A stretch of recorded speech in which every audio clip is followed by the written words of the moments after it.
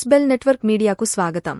శ్రీకాకుళం జిల్లా పరిషత్ కార్యాలయంలో జరిగిన జిల్లా సర్వసభ్య సమావేశంలో పాల్గొన్న పాతపట్నం నియోజకవర్గం శాసనసభ్యులు మామిడి గోవిందరావు సమస్యలపై మరియు గతంలో జరిగిన అవినీతిపై తన గళాన్ని వినిపించడంతో పాటు పాతపట్నం అభివృద్ధికి సహకరించాలని కేంద్ర, రాష్ట్ర మంత్రులను విన్నవించిన పాతపట్నం శాసనసభ్యులు మామిడి గోవిందరావు.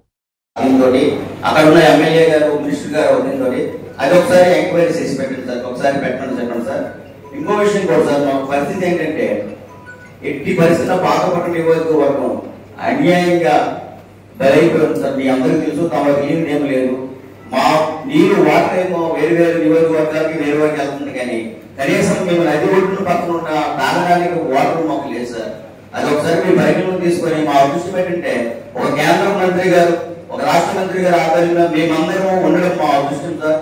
ఇప్పుడైనా సరే పాతపట్నం నియోజకవర్గ విషయంలో మాత్రం ఎట్టి పరిస్థితుల్లో మీ ఆశీస్సులు మాకు ఉండాలి. పాతపట్నం నియోజకవర్గం మేము వెలుగుబడి ఉన్నాము. మీ అందరూ దయచేసి మా పాతపట్నం నియోజకవర్గాన్ని అభివృద్ధి చెందించండి సార్.